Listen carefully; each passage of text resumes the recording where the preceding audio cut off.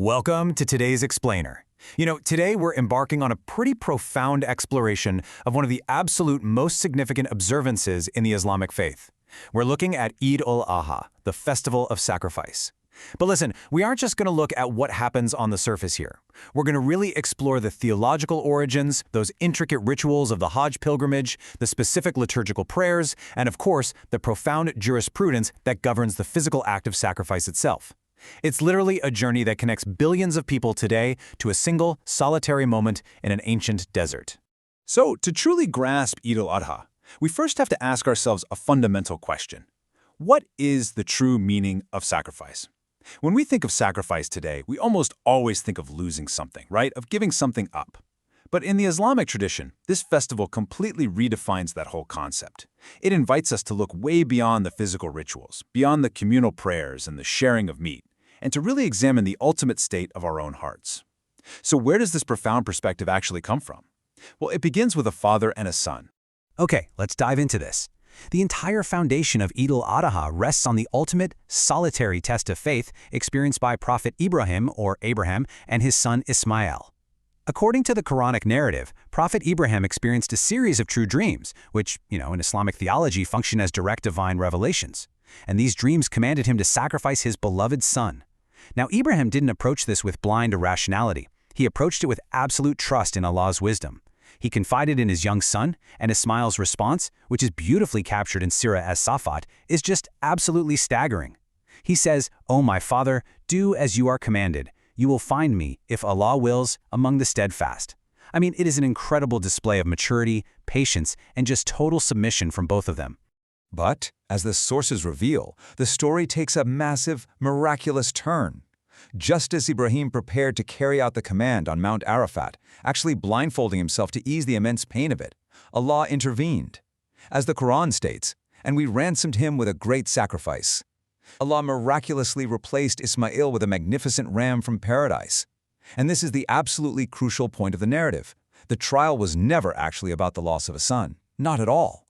It was entirely about Ibrahim's readiness to submit, to surrender his absolute deepest earthly attachment for the sake of the divine. The sacrifice was accepted before a single drop of blood was even shed. Section 1. The Hajj Connection. Rejecting Evil at the Jamarat. Now, let's fast forward from that ancient desert trial right to the present day. This singular event is so central to Islam that it's physically reenacted every single year by literally millions of pilgrims during the Hajj in Mecca. Eid al-Adha actually coincides directly with the culmination of these Hajj rituals, linking the entire global Muslim community right back to the footsteps of Prophet Ibrahim. And one of the most powerful physical reenactments of this story happens at a place called the Jamarat. So what exactly are the Jamarat? Well, they are three massive stone pillars. They're actually constructed as wide walls now just to accommodate the millions of people, located in the tent city of Mina. They represent the exact locations where the devil, or shaitan, attempted to whisper doubts and dissuade Prophet Ibrahim from following Allah's command. During the Hajj, pilgrims perform the ritual of Rami al-Jamarat, where they throw small pebbles at these walls. It's a super intensely physical act, but it's deeply, deeply symbolic. Pilgrims aren't just hitting a stone wall. They are forcefully rejecting their own inner evils, their greed, their pride, and all their worldly temptations. So there are specifically three pillars, and each one tells a distinct part of the story. First up, we have Jamarat al-Ula, the small pillar. This symbolizes the devil's attempt to instill doubt directly into Prophet Ibrahim himself. Second is Jamarat al-Wusta, the middle pillar. This commemorates the temptation of Hajar, Ismail's mother, who was urged by the devil to rebel against her husband's unimaginable task. She completely rejected him by throwing stones. And third, Jamarat al-Aqaba, the large pillar, represents the devil's final, desperate attempt to convince the young Ismail to just flee and save his own life. But Ismail stood completely resolute alongside his father. So when pilgrims throw their pebbles today, they are honoring the unbreakable resolve of that entire family. Section 2. The Prayers of Celebration, Salat al-Eid, and Takbirat. While the pilgrims are out there completing these rites in Mecca, the rest of the global Muslim Ummah is joining in the celebration right from their hometowns. And this brings us to the liturgical framework of Eid al-Adha. The day kicks off with a very specific communal expression of thanksgiving through prayer.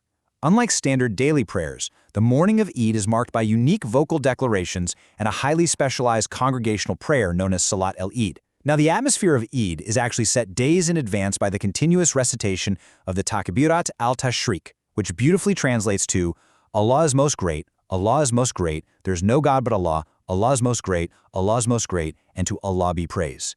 This powerful declaration is recited out loud after every single obligatory prayer starting all the way back from the dawn of the day of Adha, that's the 9th of Dhul Hijjah, all the way until the afternoon of the 13th of Dhul Hijjah. It completely unifies the community in this shared rhythm of praise and gratitude. Now, what's really interesting about this slide is how it breaks down the actual Eid prayer itself. Salat al-Eid consists of 2 units of prayer, or rakas, but it features extra pronouncements of Allahu Akbar.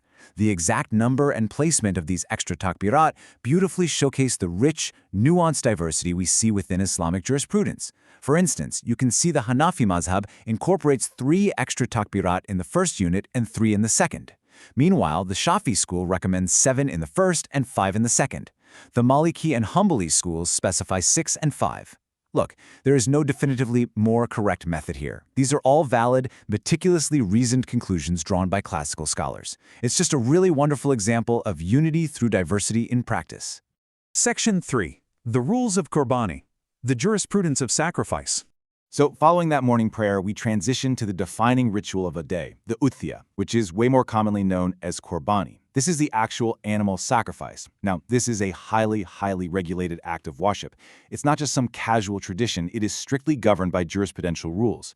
Depending on the school of thought, qurbani is either considered an individual obligation, wajib, or a highly emphasized sunnah. It basically applies to sane adult Muslims who aren't traveling and who possess wealth equal to or above the nisab threshold. That's generally the value of about 87.5 grams of gold or 612.5 grams of silver. Now, if you meet that criteria, it's time to select an animal. And you can't just pick any animal off a farm. There are strict minimum age requirements. A sheep or goat has to generally be at least 1 year old, and this counts as a qurbani share for exactly 1 person. A cow or buffalo must be at least 2 years old, and a camel must be at least 5 years old. What's super fascinating about the larger animals, like the cows and camels, is that they can be shared by up to 7 different people. So a family of 7 adults could collectively pool their resources to sacrifice 1 cow, fulfilling the obligation for the whole shebang. But it goes beyond just age. The ethical condition of the animal and the actual method of slaughter are absolutely paramount. The animal must be treated with the utmost respect. It has to be healthy, completely free of disease, and not suffering from any major defects, like being lame, blind, or missing more than a third of an ear. And when it comes to the sacrifice itself, Islamic guidelines demand strictly humane treatment. The knife used must be incredibly sharp so that it cuts cleanly by its sharpness alone, not by impact or weight, which would obviously cause unnecessary pain.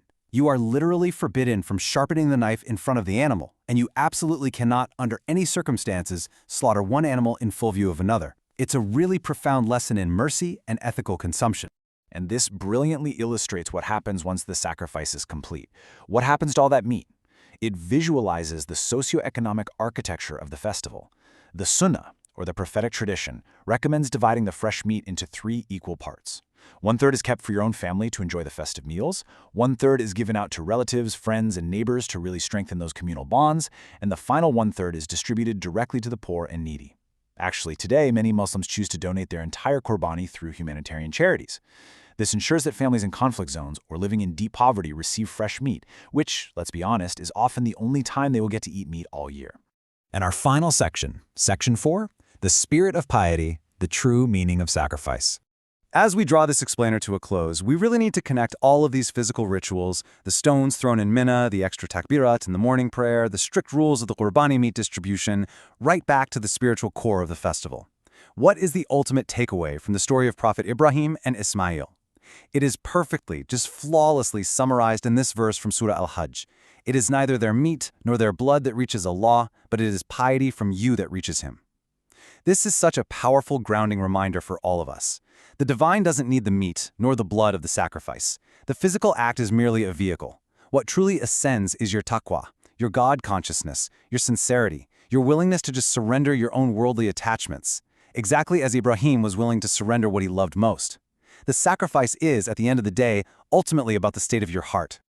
So, as we reflect on this amazing journey of Eid al-Adha, ask yourself, what are the earthly attachments that are holding you back from true submission? Remember, devotion isn't just a ritual, it is a profound, active state of the heart. Well, if you found this explainer helpful in unpacking the deep layers of Islamic tradition, please make sure to subscribe to Islamic Guidance Hub so we can continue to explore these fascinating topics together. Keep learning, keep reflecting, and I'll see you in the next explainer.